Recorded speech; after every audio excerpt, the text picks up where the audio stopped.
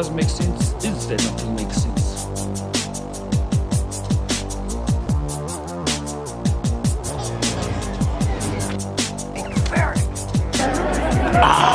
A simple man making his way through the galaxy.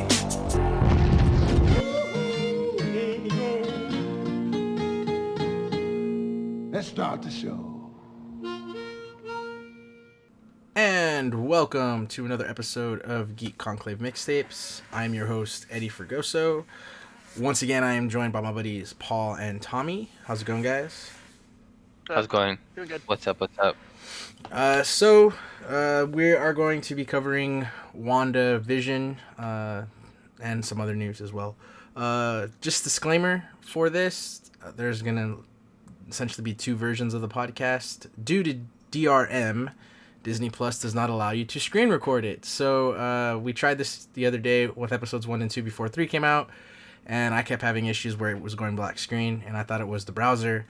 And then I tried it on my own with my brother, and I realized that Disney Plus has a built-in DRM. So I have to basically get a capture card and use my Xbox or my TV itself and capture it that way. So I don't have that yet. It's something else I need to order. So for now, we'll just have the audio and I'll abridge it anyway. What else was I going to say?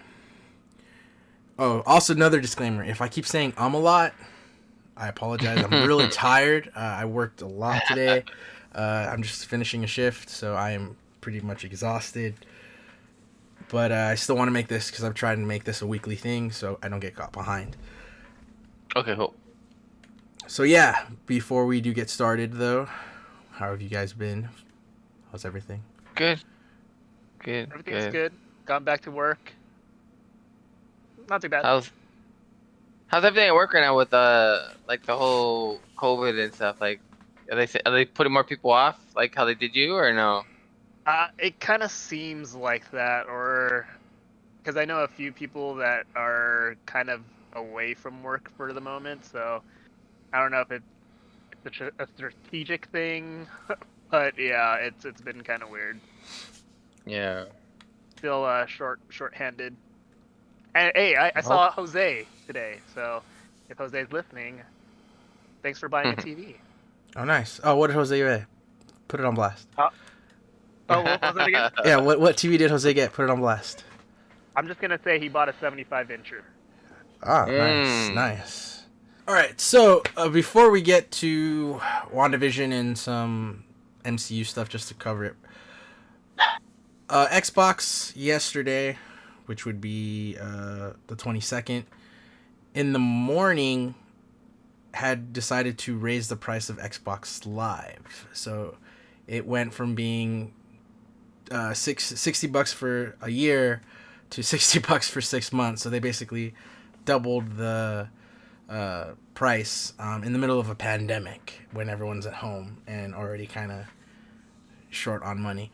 But supply and demand, I guess.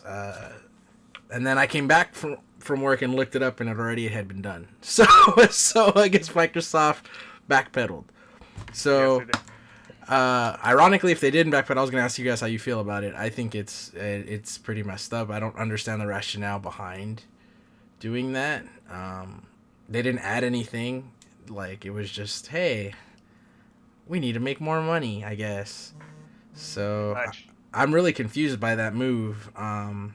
Because they had just been like, everyone's like, oh man, Game Pass is really awesome, and like I'm enjoying Game Pass, and then I don't know, they busted out with that. But I guess on the positive side, them going back down now, it is kind of like PlayStation Plus, where you don't need to be a gold member now to play like the free games.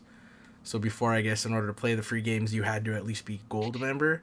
Now that's not a thing. So like PlayStation, you can just have online access and download the games, and the free ones you can play.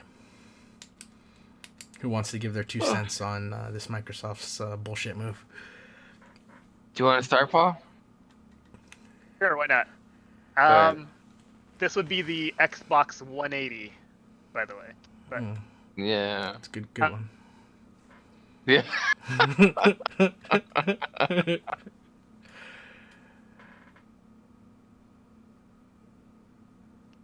kind of agree for them to increase the price, but for it to be that drastic, that was kind of crazy. The other thing, 100%. yeah, 100%. That's It's why not it's just like it's not like $5 or anything like that. Exactly. And it wasn't even like Something it wasn't even the fact that it wasn't even like a gradual it's just build. like we're doubling it. Yeah, And- just like with no reason. Uh-huh. in- So Like when- I can agree with Xbox with them increasing the price because I'm a Disneyland annual pass holder. Disneyland does it every year, and people are pissed. And people, what's it called? There's always backlash every single time, yeah. but we still do it anyway. So I felt like Xbox could have done it and still say, "Hey, look at this example at Disney. They keep on doing that, and people still get it, but they don't double the price, you know." So Ironically, Yeah. though, bringing up the Disney thing, it is pretty funny because they do raise it every year, and I notice that sometimes the blackout dates end up being sometimes added on more. yeah, So that's so it's basically you're getting paid more and getting days taken away, getting less. Yeah. which is funny. And yeah, but So I can agree with what they're with trying the to do. yeah, It's just it was too drastic, like doubling especially in the price. middle of the pandemic, still, just to be like, Hey, they can see that stimulus money somewhere, right? it hasn't even been approved. Tommy, You okay? Yeah. Okay. So I'll do two different takes. So I'll defend them a little bit, then I'll come with my personal take. So in defense of them, they're trying to push everybody towards Game Pass Ultimate. So with Game Pass Ultimate, you're paying $15 a month. You're able to play. I think you get access to over 100 games on the console as well as the PC, and you have Xbox Gold built into that for $15 a month, which comes out to like $180 a year. Yeah.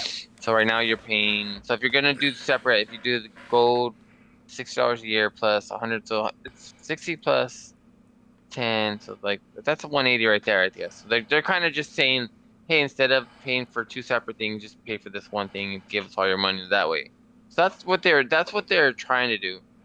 But then you, like you said, you have not everybody that plays online is a subscriber to Game Pass. Like I'm not. Like I don't play that many games. Like I have a bet with Paul, and I haven't even got to the game I promised I was gonna play. yeah, So I just don't. Well, I don't subscribe to Game Pass because I don't play that often.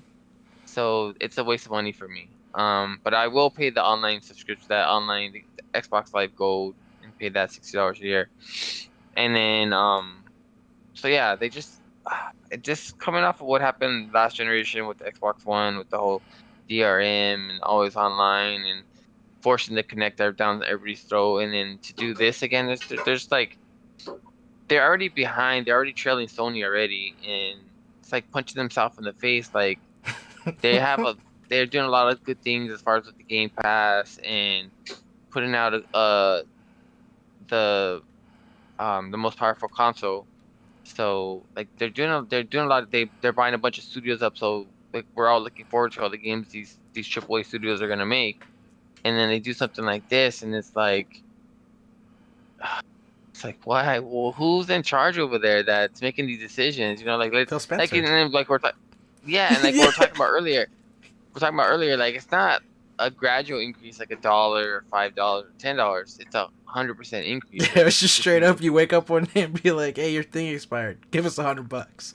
Yeah. So that was insane. I seen that. I was like, why would you do? Like, are you trying? Like, are you trying to lose? Are you trying to not? Are you trying to push people away? Like, there's arguably like a equal console over there, and then when you stack them up game for game, Sony has a better console when it comes for like exclusive. So you're more likely pushing people over there to that ecosystem. You know what I mean? So Yeah.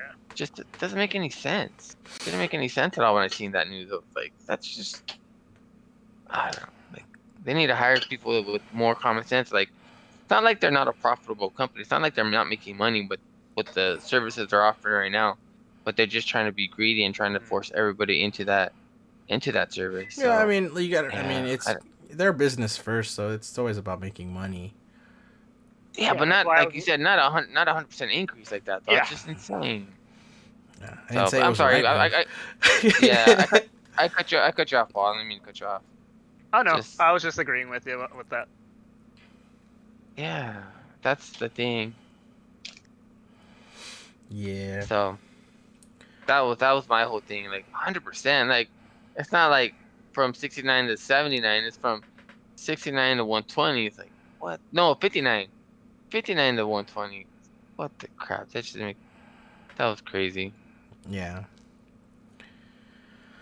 Insane. But are you glad that they what's called backpedaled, or would you rather have just said just stick with it? Okay. No, I'm glad they back. Of course, I'm glad they backpedaled because that was just a stupid move to start with. And whoever came up with that, Phil Spencer, whoever fired them, like that's just the dumbest thing they could have done. Especially like you said, they're trailing Sony already. All these studios that they bought, none of them have put out any games yet. They're all in So development. yeah, so they don't have anything to show for all these studios that they bought. Um, yeah, do you think you would be trying to do more things to acquire more people to buy your console? Drop the price if anything. And then like you said, to make it up, they're like, oh, okay, now you don't have to buy Xbox Live to play Fortnite or any of the free to play games. I'm like that's something that Sony's already been doing, something that the PC gamers have already been had access to. Like if you play on the PC, you don't have to pay for Xbox Live Gold. Like you just Nope. sign on if you just have the Xbox Live Xbox Game Pass Ultimate and you have access to all the games without having to pay the extra fee for the gold. So yeah, I don't know. They need to go more in line with how the PC gamers are doing right now. But if anything, maybe they should do a tier system. Like maybe make Xbox Live free, but if you want to pay for it and you do get access to those like 4 games a month they give you or whatever, that'd be cool. That might be something I might be interested in. You know? Yeah, I mean, I not that I like want them to price hike, but if they were going to, at least from because it's a service. I mean, if you compare it to annual passes, I guess it's the same thing because it's the service you're paying for. But like, I don't know. I just like if they had have given you an incentive to kind of say, hey, we're adding this feature, and we think it warrants the fact that we should raise the price. Then you can kind of be like, all right, well, okay. But the fact that they just woke up one day and were like, you know what? We can make another $40 out of people. Do it. And so it's like, No, $60. Yeah. 60. no, that's right. No, it's Yeah. not 120. No, it's because I was thinking of the conversion. My bad. So the whole time I've been saying because I remember there's a conversion table like since they did do Game Pass. Like if you still like are sitting on Xbox Live gold cards because apparently those are gonna start to disappear. Like they're not gonna once the stores are done with them. Like they're done with them because I know we still have some. 12 months. Yeah, we still have them at Costco, and people are like buying them up. But like they have like a conversion thing for it, where it'll be like I think a year is I think it's like 4 months of Game Pass Ultimate. It converts into 4 months. Right. Yeah, we'll see. Yeah, just a bad move. Like they're gonna have to do something else. Like like I said, to make it up to some people, to make it up to some of the customers, they released the free to play games like outside of that paywall. But they're gonna have to do something else. Like that was just a boneheaded move. Like I can't stipulate enough how stupid a move that was. You know what I mean? Like, I mean, it's still right now. Next gen is still getting off the ground too because its availability is still very limited for both consoles. So, Yep. But then okay, yeah. But if you like somebody just coming into like wanting to buy a console, they're gonna look at PlayStation, they're gonna look at Xbox, like look at these boneheads over here, freaking trying to get $120 a year just to play online. That's on top of your ISP service and whatever games you want to play or Game Pass. Like that's a whole nother fee, So it was just a bad move. just a bad move.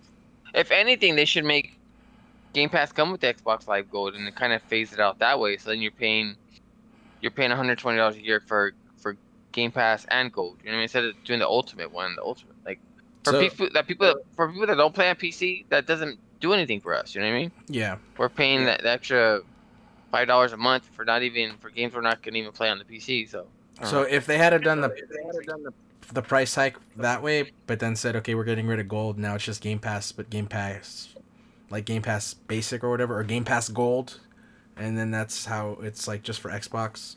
Would you have been like it's more justifiable?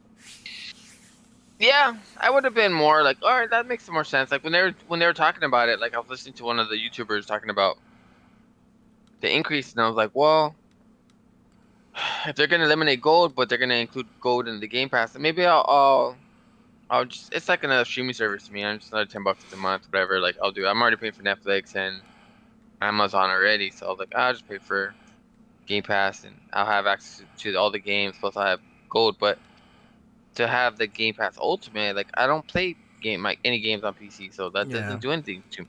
I'm paying the extra $5 a month for nothing. So no, that makes sense. But yeah, if they included it, if they did Game Pass included with Gold, then yeah, I'll do that for $10 a month. Even though I probably won't even play a fraction of those games, you know. But that would make more sense. Yeah, no, that would. Maybe eventually it'll go that route. We'll see.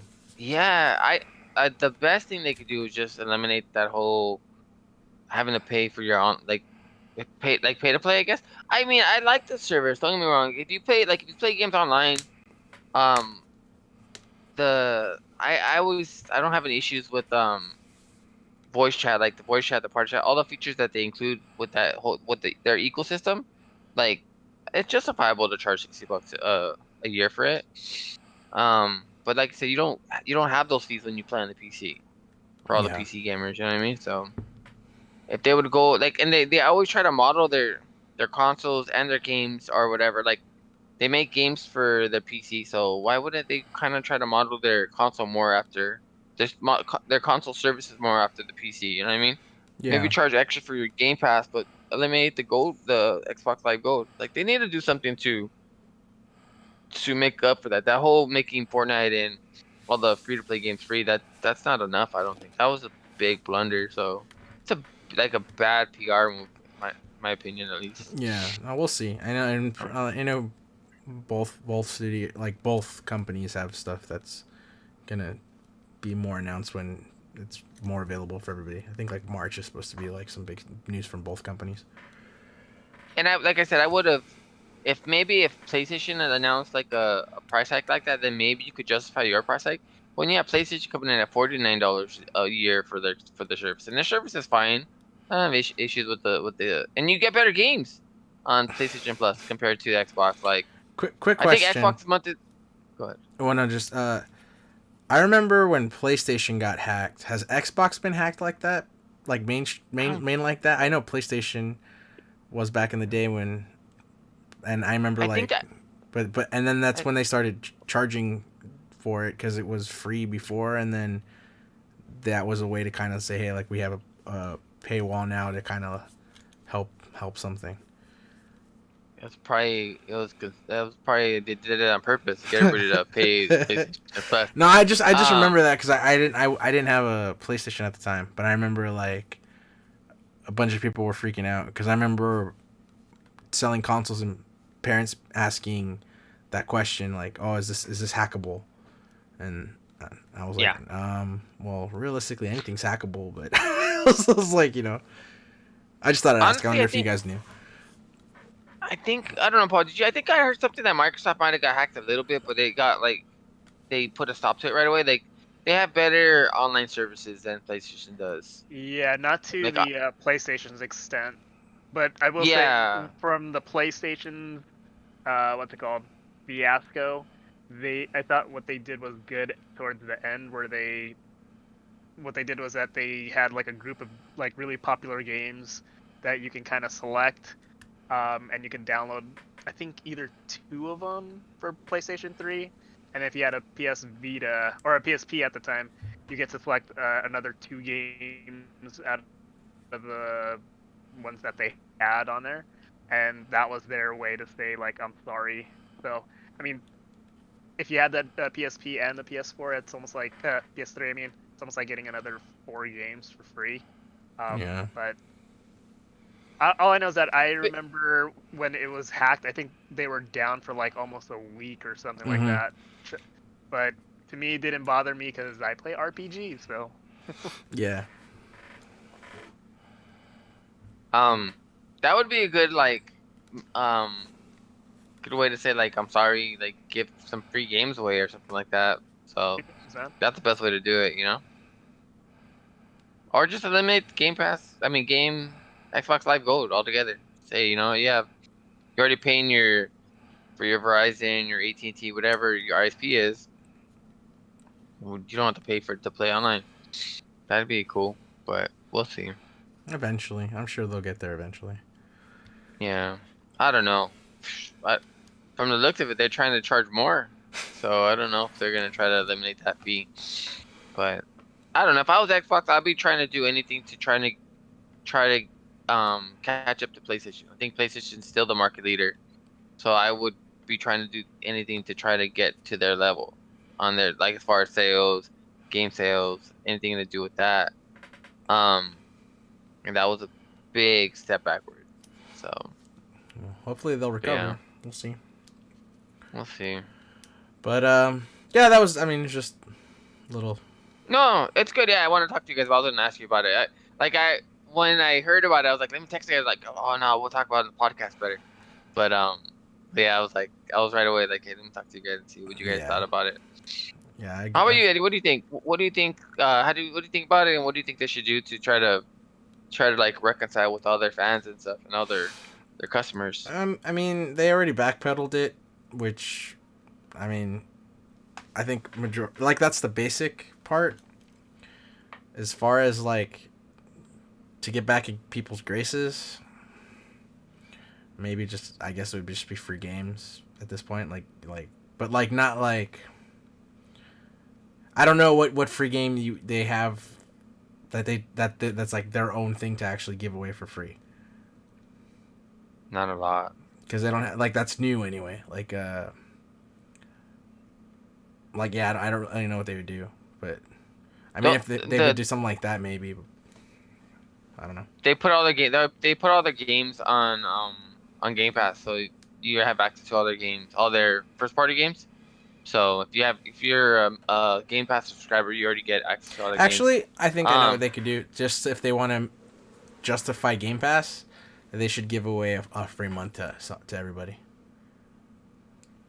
Shoot, free year, 6 months or something like that. Let's not get crazy. Come on, So, not like a month or like a 3-month trial or whatever.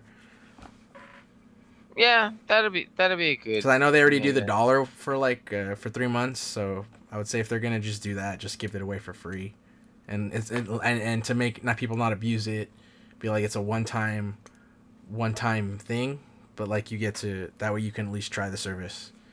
If you don't want to do the $1, that would be probably like the easy way.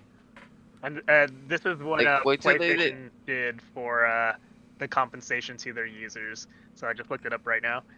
They got 30 days free membership of PlayStation Plus for all PlayStation members, while existing PlayStation Plus members received an additional 30 days on top of their current subscription. And then you got those 2 PlayStation games and 2 PSP games when they did that. Damn. See, that's good right there. Cause then you tack it on to the end of your whenever your online service. Like I think I'm subscribed for like I bought it from Costco and it had the 2-year thing. Yeah. For 2 years, whatever. So yeah, if they tack another month on the end of it, that'd be cool. And then free games always can't go wrong with free games, you know? Yeah, they probably should do something similar then. That was PlayStation 3 days, so. Yep. I mean, if they don't want to give away the games for free, then yeah, probably the easiest thing would be give everyone an extra month of gold as a sorry, and then just let the trial of Game Pass go. And I would say 3 months would be fine. And then if you let's say you already are a Game Pass member, then if you don't want to do an extra 3 months, give someone like an extra month or something. Something like that, yeah. Just to get in Just good to like, graces. yeah, because they really dropped the ball on that one. Like, I can't. The last worst thing I could think of is when they did the whole DRM and make you buy the Connect and all that crap. You know, that was another bad PR move. So they came out with a uh underpowered console, less powerful than PS4, and $100 more. But you could They talk lost to that. it. They lost it. Yeah. So yeah, you could turn on. Yep, that was about it.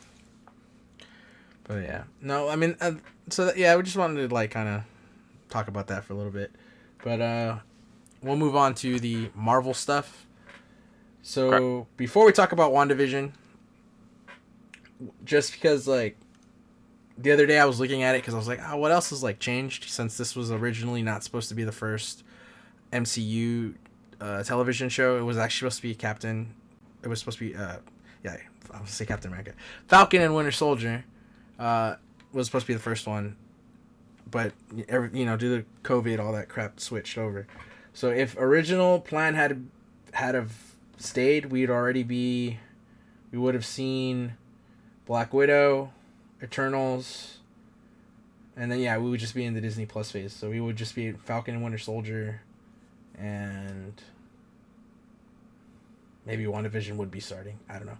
But the way that it is now for Phase 4, like the final Phase 4 shift, is obviously WandaVision is now. So WandaVision goes till March 6th. Then at March, so you have, I guess, a 2-week break. And then March 19th is Falcon and Winter Soldier. Then May 7th is the Black Widow. And then it just says May 2021. So that's still unsure when Loki comes out. But Loki does come out in May. And then Shang-Chi comes out in July. I thought that movie was next year. It actually is this year. All right. Then in the summer, you have the What If series.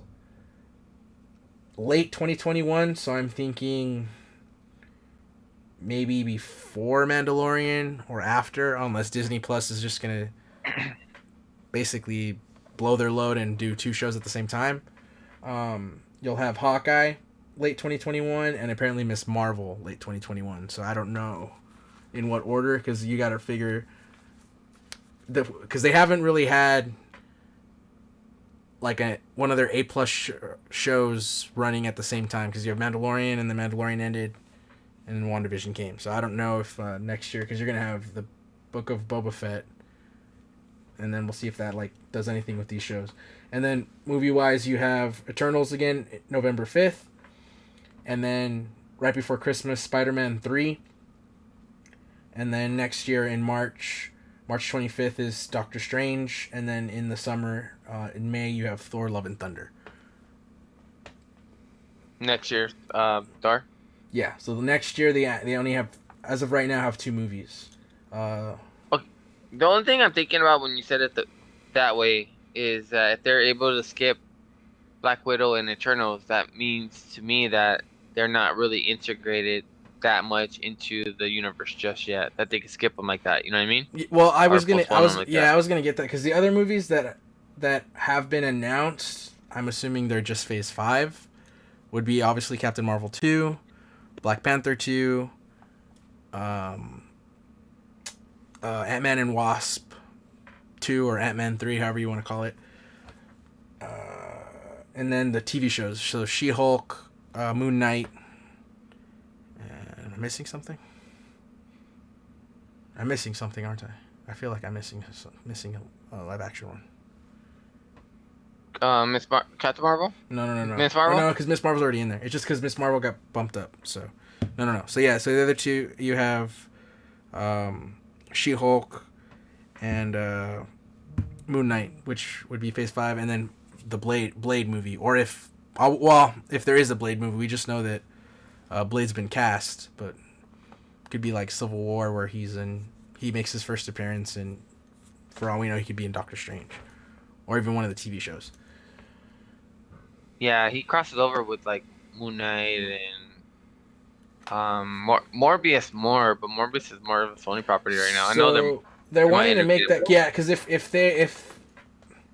the Morbius thing ends up being where it is in Marvel, then Morbius would actually end up being in the middle. It would be in October, and then Venom, because if that's gonna actually lead into it, Venom would be in June.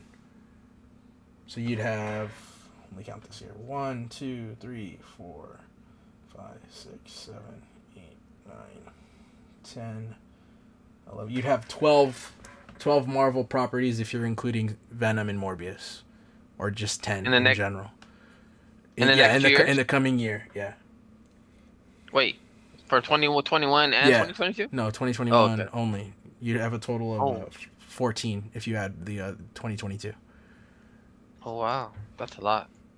So. Well, we didn't get nothing in 2020. Yeah, so I mean, it's a good way, yeah. Yeah, just see. Make an effort. But yeah, that's the only thing I'm thinking of right now is that if they're able to skip Black Widow and Eternals like that, then they're not as it reminds me of Phase 1, where Phase 1 and 2 pretty much where everybody was kind of doing their own thing, and they only cross over in like Avengers. The Avengers movies, yeah. They didn't really cross over like all the way until a regular movie was Civil War, I believe, right? Yeah, Phase 3. Up until then it was everybody doing their own solo things for the meantime. Well, this is what I don't know if they're gonna do like the next big bad is gonna be 3 phases again, where like Phase 4 would introduce it, Phase 5 teases it, and Phase 6 it's in your face again. So I don't know if they're gonna do that. I don't think that you'd want to be so formula, yeah. But it works. That's the thing. It works. It works. But it's not like not like we're not gonna watch it if they do that anyway. Oh, for sure. But the way they're starting off with WandaVision right now, and how different that show is, like it's telling, like it's kind of giving me a hopes that they're gonna try new things. You know what I mean? They're not just gonna go. Oh yeah. Go down the generic like cookie cutter movie format. You know what I mean? So, just the way that show is right now, it's like I'm not really enjoying it as much as I enjoy some of the other movies, but I'm enjoying it that it's different. Yes. It's not like the same action show or the same action series or whatever. They're going and they're branching off and they're doing some kind of weird, funky TV. Oh, like it's just different, you know? Yeah. I like that. Well, yeah. Well, I mean, the other one I'm excited for that I've seen the trailer's been out for anyway is Loki. Like, not dissing on Falcon and Winter Soldier. Like, I'm excited for that too, but Loki also looks like a little more weird and interesting. So I don't know. It's got my attention a little more than Falcon and Winter Soldier. Like, I know I'm gonna like that, but Falcon and Winter Soldier, not to sound like boring, but you already kind of figure you know what that story's gonna be and where it can go. But with like WandaVision and essentially Loki, like you don't really know where they're gonna go. Cause same thing with Loki, like it's not Thor Ragnarok Loki who like had a change of heart and became essentially a hero or anti-hero technically if you want to go that route.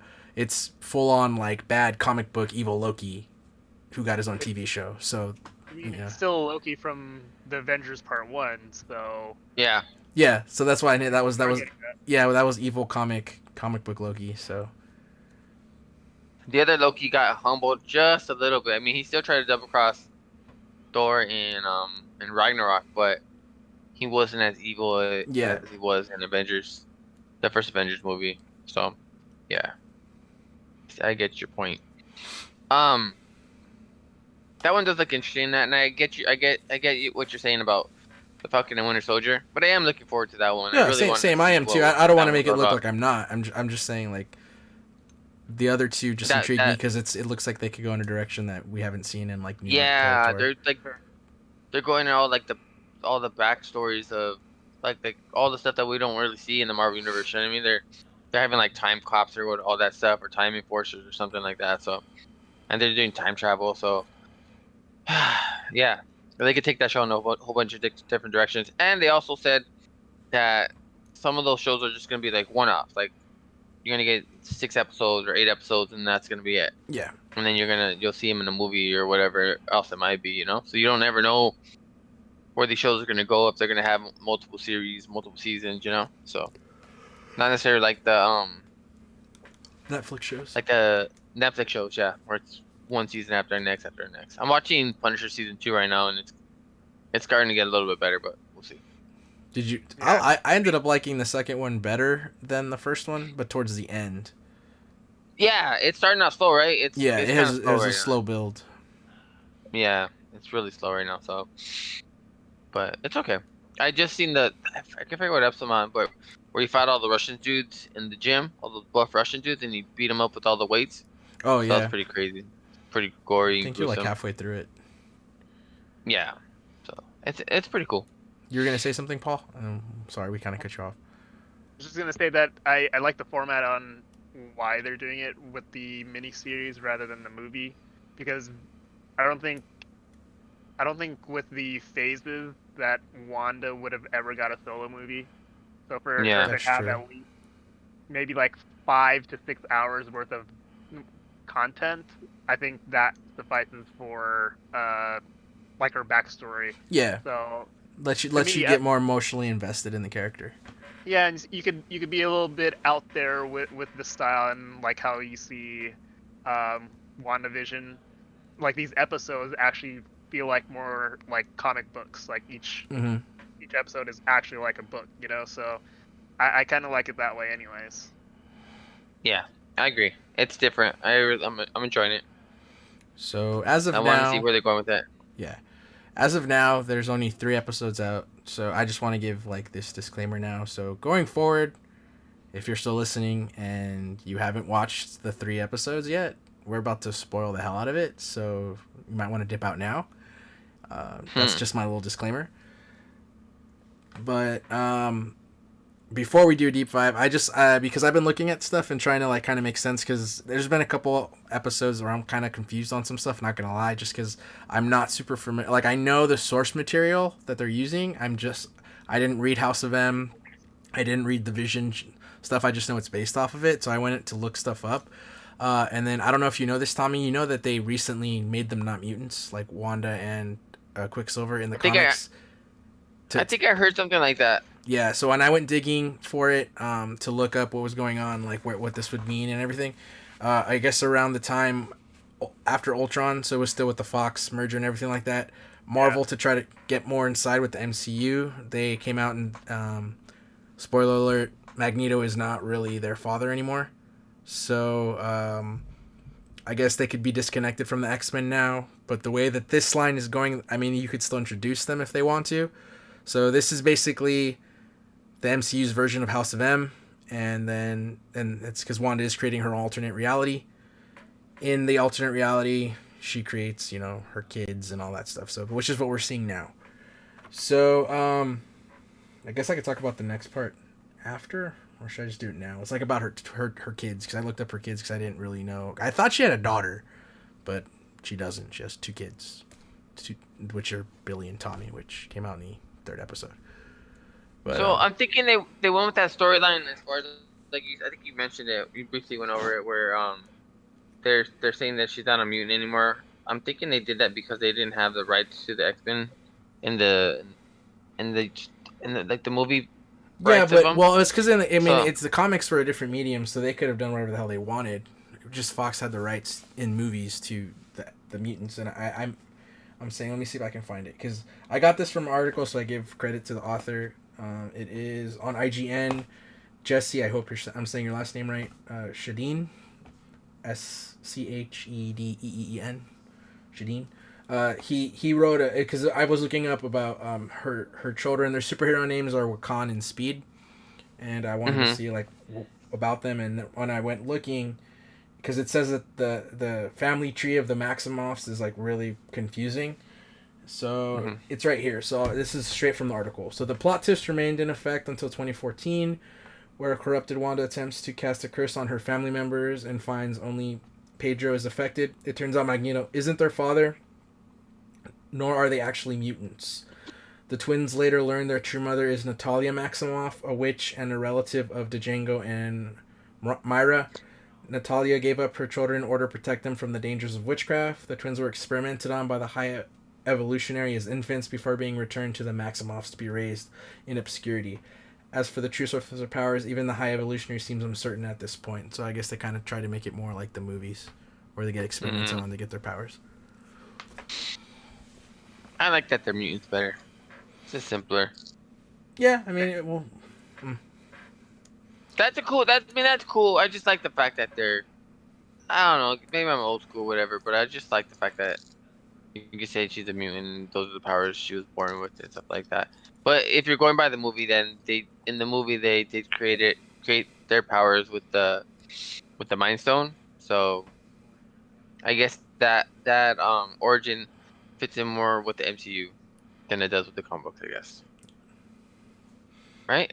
Yeah. Well, I think essentially the stone thing, because I don't know the Inhumans completely either, but I know for a good couple years, the Inhumans were supposed to be the X-Men of MCU until they decided to nix it because the show just was garbage. But did you watch it?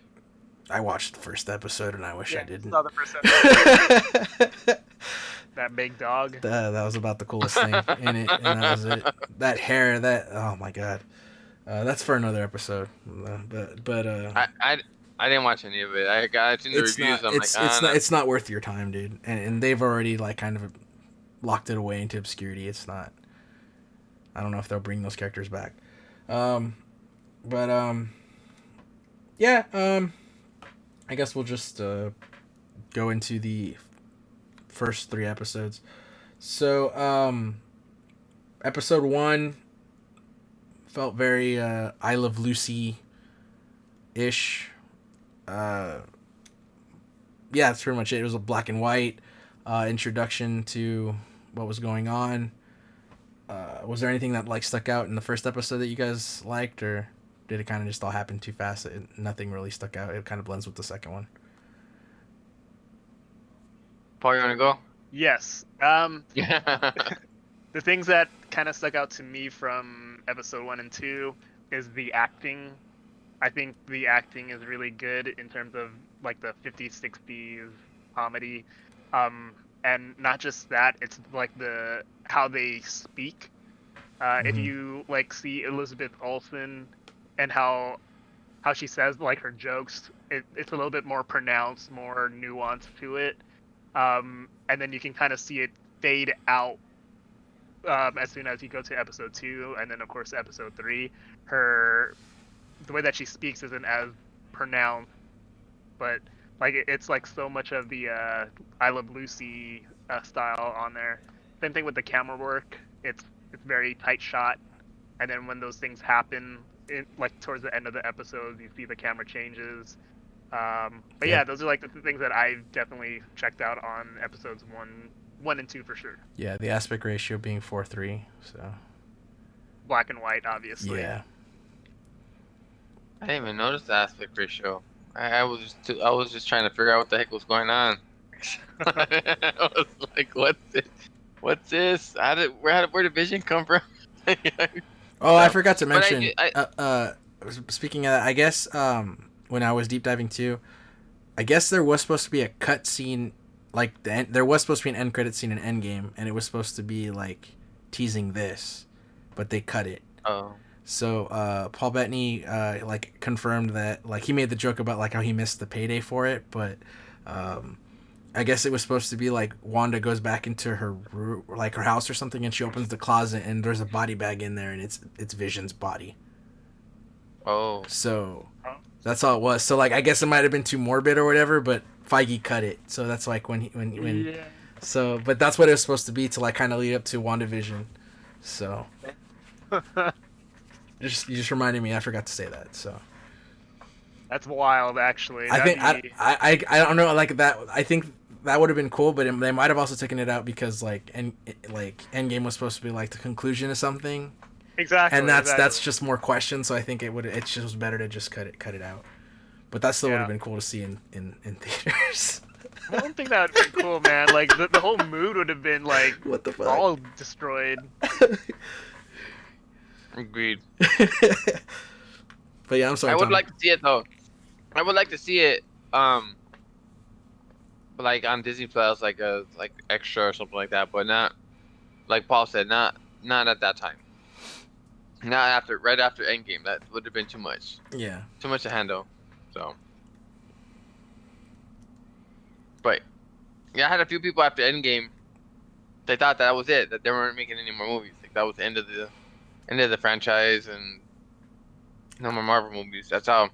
I would have been cool with That's it. how I'm not know. gonna lie. Like if they never made a Marvel movie ever again, I mean, I'd be sad, but I would. Yeah, it was the way to go out. Yeah. Agreed. But my bad, Tommy. I cut you off. You were like in the middle of something, and I totally cut you off with the whole like thing. No, I like that. I think we were talking about it. I think before the season started, we had a conversation about this, and I was just like, well, it got good reviews, so I was really looking forward to it. But like, I wasn't lost. Like, I was just like, I knew it was gonna be different, but I didn't realize how different it was gonna. It was more like I was like, what are they trying to do? Like, are they trying to like just do like Marvel, like the MCU and I Love Lucy format? Like, it just was kind of weird to me, you know? Yeah. But as it's coming along, you can kind of see, okay, this is something's up. There's more.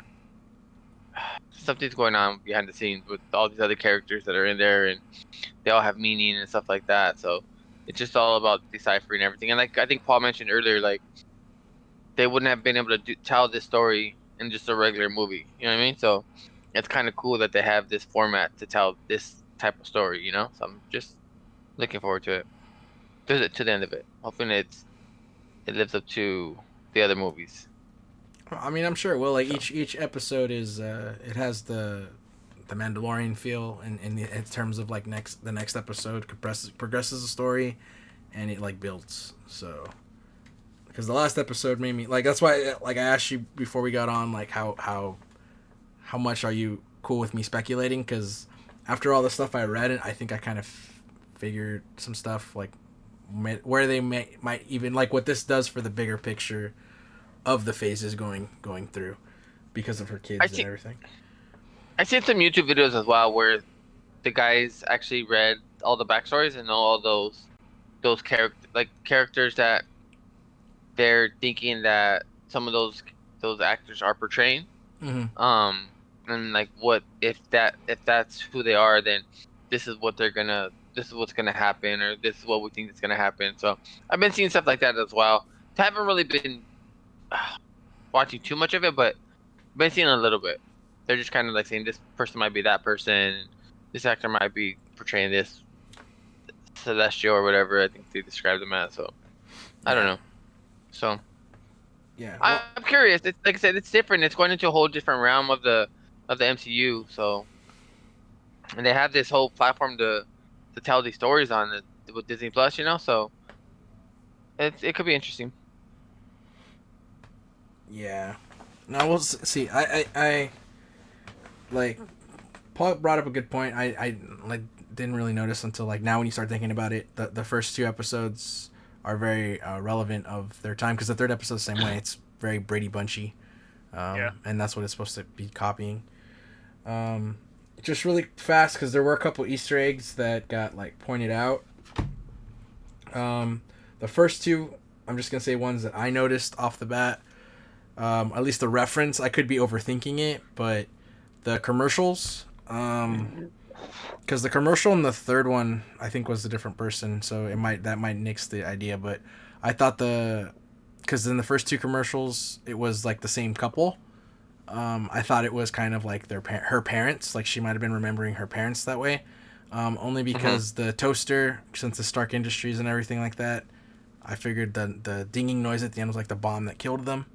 And then the second commercial was the Hydra Watch, and the name was Strucker, and Strucker is the name of the guy who experimented on them and gave them the powers. So, and then that thing you sent us on Instagram today, Tommy, what was that? What episode was that from? The second one or the first one? Where it's supposed to be like you could see the castle where they got experimented on. From the look of it, was the first episode. I have to go back and look at that. I think it was a second episode. So the second episode, that was the first one. Shit. But yeah, it has Yeah, me looking. from what she's wearing, second episode. Second Okay. episode. Yeah, because that's... Yeah. Because I know the other comic book references that they're making are... the character names that they took up in the second one when they're doing the magic act. They were actual characters in a comic. This one doesn't have it. They took some stuff out. But did you guys catch the Jimmy Woo's voice in the second one?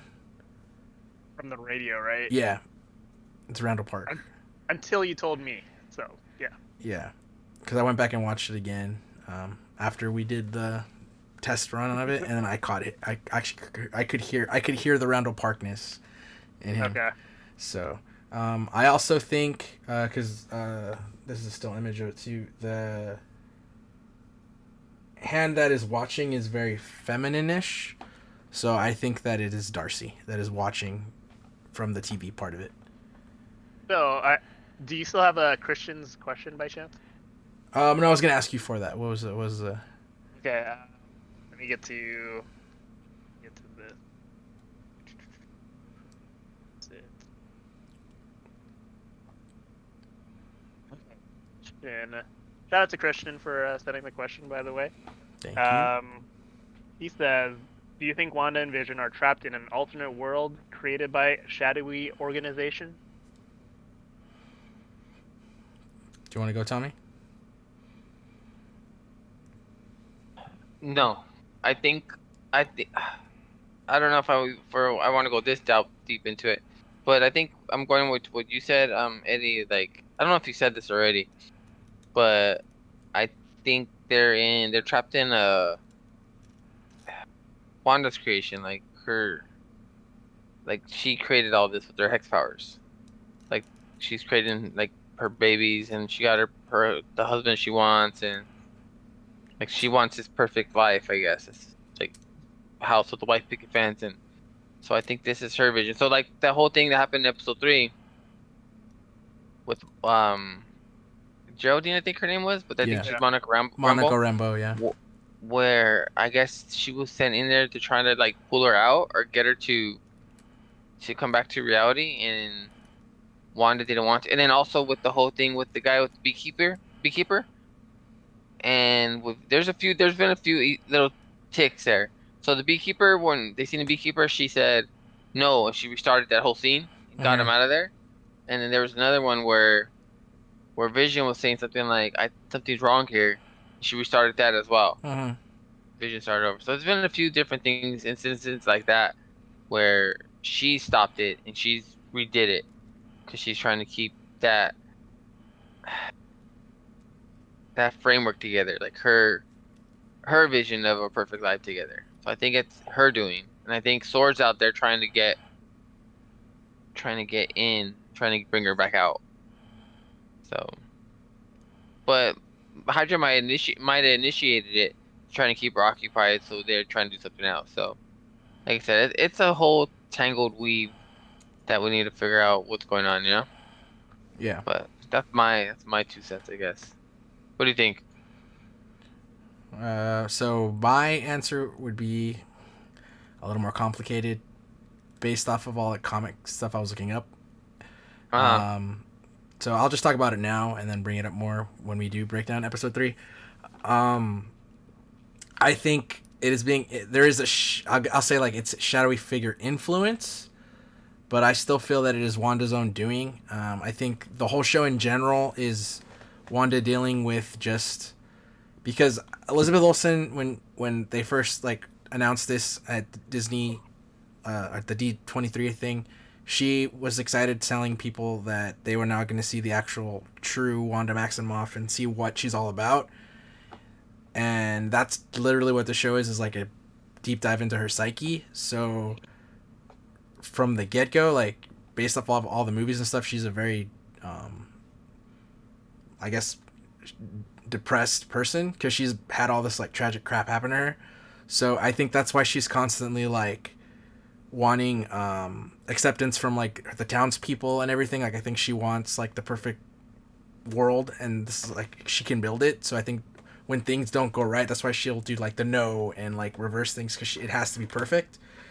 And I also got that from the what was the first thing we tested? The Marvel Legends. When we tested it, when I watched that thing of her, it reminded me like I forgot that like in Civil War, like she's afraid of the world, like she's like because of her powers, she's afraid of how people will react to it. So that's same thing in what she's doing in WandaVision is she's trying to hide that she has powers and stuff like that, and she's trying to put on this perfect image. So I feel that that's where the world's coming in, and I think Sword is there to try to observe and see like how they can bring her back by not like losing her to herself, if that makes sense. So but I think that the part of her being trapped is being influenced by like outside evil, and if it is the evil I think it is, I'm gonna say it, I think it's Mephisto. Based off of the history of her children. So if Mephisto is there, then I would say that's the outside influence that's like kind of forcing her, like manipulating her to trap herself. And I think Sword is doing everything they can to try to get her out of it without possibly causing him to come out if they know of him or whatever. I'm assuming they would, but yeah, I hope that made sense. I hope that answer made sense. It did. How about Paul? What do you think? Since you guys already kind of explained what I would have said, I'm just gonna say no. Thanks for the question. Thank you for that question, Christian. So, yeah. So I guess we'll just go into the third episode.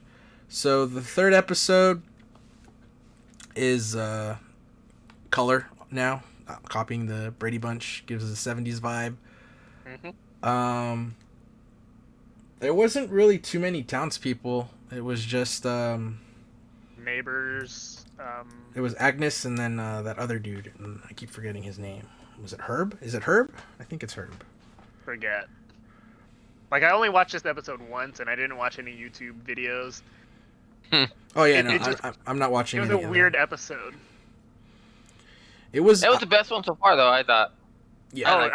I think towards the end, I think it was more intense. And it got scary. Things progressed. It got really creepy compared to the other ones, but like that beginning, it was very Brady Bunch-esque, I would say.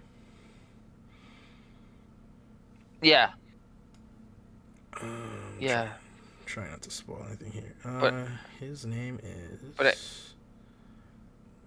Go ahead. Yeah, it's Herb. It was Herb. No, yeah. I did like the part where she stopped. It reminded me of the Matrix, where like it glitched, and that's the whole part with Vision. So that was pretty cool. And then when they brought up Pietro, Quicksilver, yeah, I thought that was cool as well because they haven't mentioned him since Age of Ultron. Yeah. It's like she lost her twin brother and nobody talks about it. So the fact that they brought it up and then she had that reaction to it and she threw the chick out of her world. Yeah. So that was pretty crazy. So yeah. So I'm looking forward to how many episodes per this season? 8 or it's supposed to be 9. Not 6, right? It's like 8. I think it's 9 episodes. Yeah, let me double check. If it's 9 episodes, I think that it sounds, I guess, fairly paced. If it was like, let's say, 6 or 8 episodes. Yeah, it's 9 episodes because March 5th is the last one. Okay. Oh, that's cool. That's a lot. That's enough. Because the Halloween episode is episode 5. Ooh. Okay. Original costumes, huh? Yeah. So I mean, from the narrative standpoint, because I guess in the comics, from what I've read, like her kids were made in 1986 in the Visions comic as babies, and then her kids were taken away from her, but they never erased her memory from it. So there was another Avengers event called Avengers Assembled, where she basically wreaked havoc on everybody because they, killed her kids. Like, made her forget her kids, so she wanted them back. And the reason I brought up Mephisto is because Mephisto, like, basically caused, like, I guess, had their souls or whatever, and that's how they got to be reincarnated into other people. And that's how her kids are alive now. So her kids are essentially young Avengers. So that's why I brought up, like, I think, like, how much speculation do you want me to, like, are you cool with me going in, Tommy? Because after reading all that stuff, as far as, like, the young Avengers go, if that is going to be something, either a Disney Plus show or in its own movie, you're only missing, I think, one character, which is Hulkling, which is the Kree, the Kree, and he could be introduced in Captain Marvel too, if they're going to do it that way. So it's because you have Cassie Lang, so Ant-Man's daughter, Kate Bishop, she's getting her own show. That's gonna be Hawkeye. Essentially, Iron Lad is out there, which was the kid from Iron Man 3 who was in the funeral at Endgame. He would essentially be Iron Lad. Supposedly, Ant-Man and Wasp is supposed to introduce King the Conqueror, which is their villain. So, and then Wanda's kids are Young Avengers. So obviously they're in baby form, but she alternates reality, and they could come out the end of this as, like, the whole, like, comic book incarnation where they get incarnated into other people. So I don't know. It's just, like, that's where I think the show's going, because the other references, I don't know if you guys have caught it. I guess people are assuming Agnes is Agatha, like one of her character from the comics, Agatha, which is like a witch that, like, kind of mentors Scarlet Witch, but is also, like, her villain. That's where everyone thinks Agnes is, and Ralph would be Mephisto. Because the comment she said in this episode where she says, it's okay, Ralph looks better in the dark. That's because Mephisto comes out in the dark. Oh, That's yeah. like that little reference. That's cool. Yeah, they did a little. It's funny how certain lines mean something. Like, they're not just throwaway lines. It's leading to something else. So I get you on that. The only thing I'm worried about, like that, when you talk about Young Avengers and all that stuff, is that I just hope they're not stretching themselves too thin, and they're gonna have enough time to tell these stories with the movies, Disney Plus, well, whatever avenues they're gonna go in. Just because you figure they're coming out with Eternals, they're coming out with Shang-Chi, they still have to introduce Fantastic Four, X-Men, all those characters, all those villains. So, and then whatever solo movies they're gonna do with those characters. So that's the only thing I worry about when you talk about, like, all the characters they have already. Plus, like, they're gonna bring in Adam Warlock, Blade, like all these other Moon Knight, all these series we're talking about. So it just feels like maybe they might be getting stretching themselves too thin. Where you need the bottom line for any, like, the foundation for any show is, like, great writing. So I just hope they don't do it. Like, you know how when you read comic books, they'll have a few books that are really good because they have really good team of writer and artists, and then you have these other books that are like to get these kids right out of high school that can't tell a story to save their life. So yeah. So well, I that's mean, what like, I'm about. not saying I want it to happen, but there is gonna come a day when there's gonna be an MCU movie that eventually is gonna be a flop. Like, it's inevitable. Yeah. Like, it's gonna happen. Yeah. It might not be for a few phases, but I mean, there's been a couple movies that people thought were gonna be the duds, and I mean, they don't make as much money as the other ones, but they're by no means considered a dud.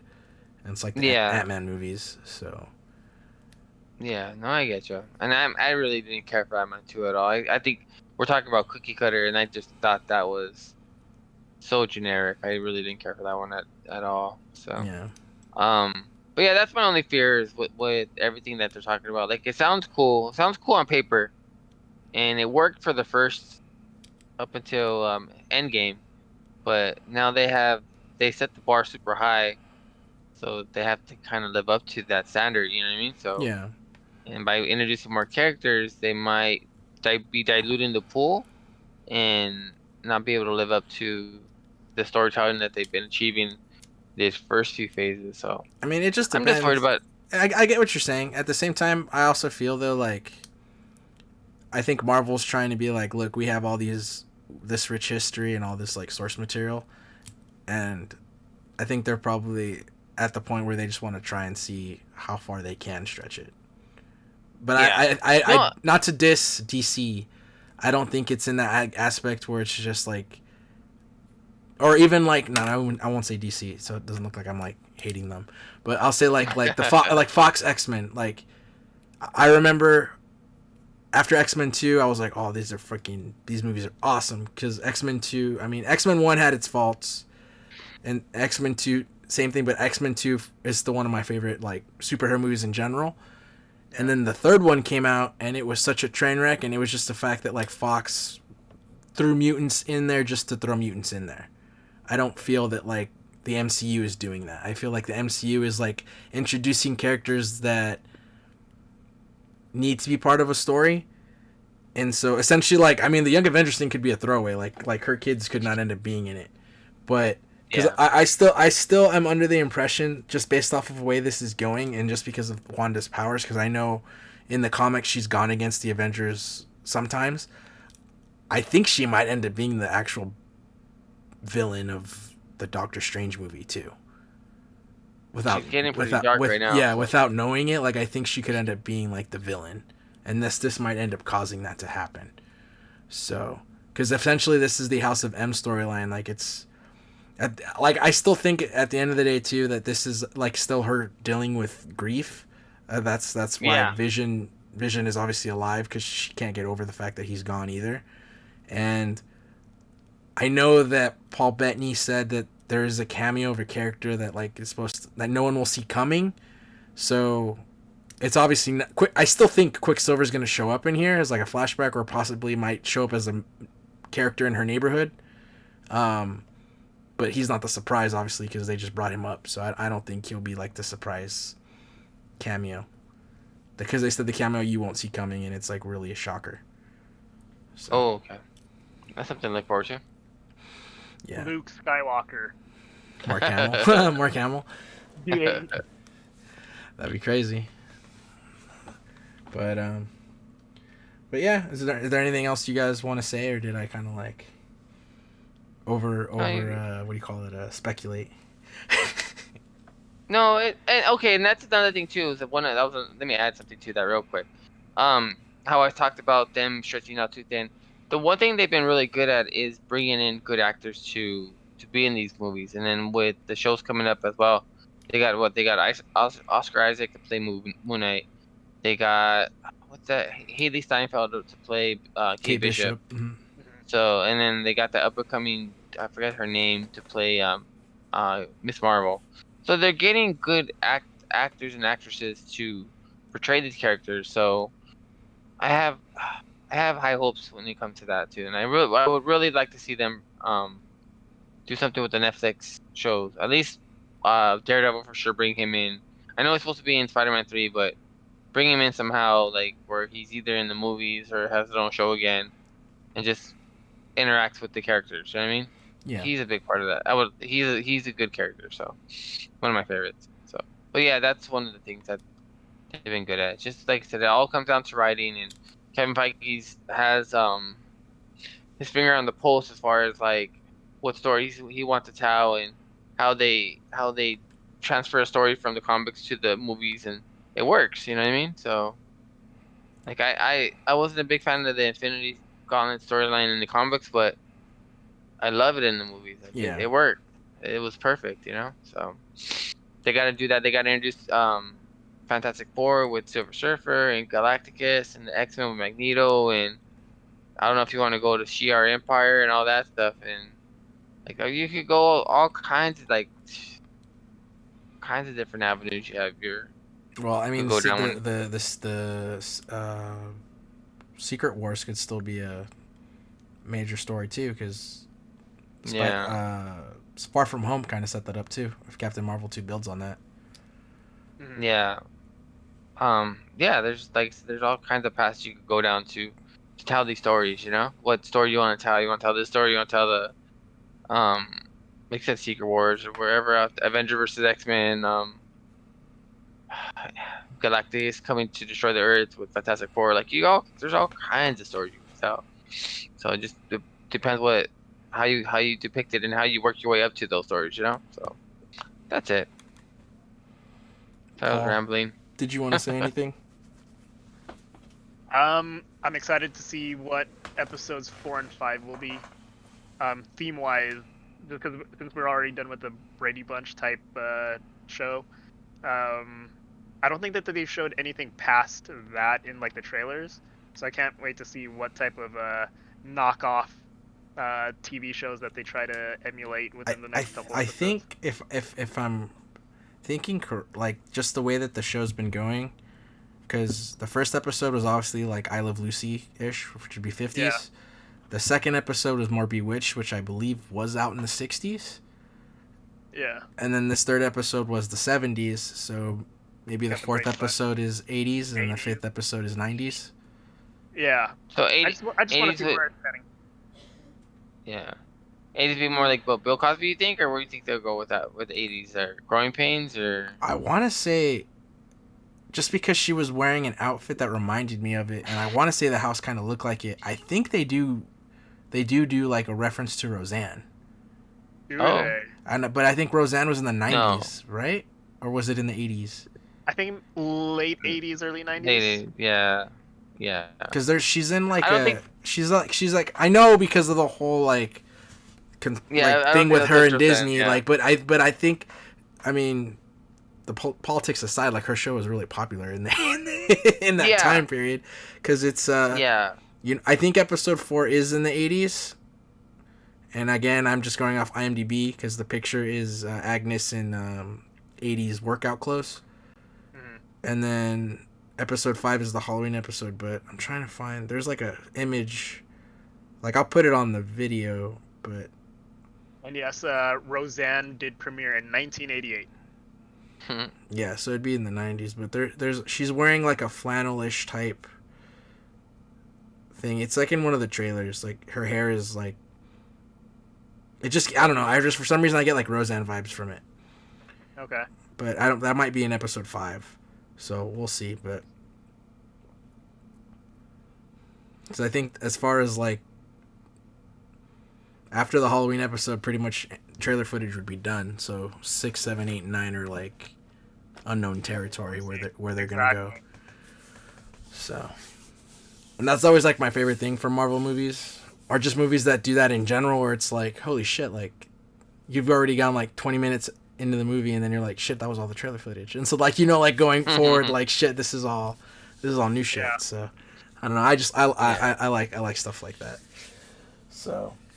I was gonna say there's other like I kind of want to keep going on Easter eggs, but then I kind of don't, because I feel like I know there's a bunch of other places people can get that from, like YouTube and stuff like that, and then I'm just gonna be reading off my laptop, which is kind of lame. So, I guess we'll just try the watch along this time, and like, oh, did you already click on the link, Tommy? I didn't see if you joined it at least. Oh, I did not. Oh, I'm sorry. Oh yeah, if you guys want to click on it, and we'll join it, and hopefully this will work. So how this is gonna work for people at home, if you want to follow with us, like I'm gonna try to do like commentary and talk. So hopefully you're not watching this the first time with us, because that's gonna suck, because we're gonna be talking. So, but yeah, so I'm going to push play when they're like ready. You guys ready?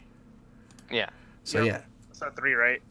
yeah. So once I push Okay. play, like I'm gonna do a countdown, and then you guys will be in sync with us. And then for the YouTube video version, it's going to be abridged, so I'm only going to do, like, what might be funny from it, if there's such a thing. So, all right, and then here we go. 3, 2, 1. So, yeah, so that's the watch along. Hope our commentary was entertaining. You want to do this again Saturday, Sunday? When do you want to get together? I'm Saturday. I'm off. Paul said he's off. So, Okay. I'm off on Saturday. So Okay, we can do that sounds for good. episode 4. Yeah. As a first time watch, or are we doing as a rewatch? We can do, if you want to, I'd say we could do for like the finale episode, like a first time. I would be down to do that, because maybe by that time I'll actually have a capture card, so I can probably actually capture our actual reactions to it live. So. Okay. Spoiler: if it's emotional, I'll probably cry because I cry at all the emotional crap. If I had a camera on me with Endgame, it probably would have been funny as hell because I was like so anxious and crying happy tears during the whole on your left scene. So. Of course. But yeah, so it was almost 2 hours. So that's gonna do it for this episode. We'll see you guys on the next one. Have a good night. All right, guys. Good night.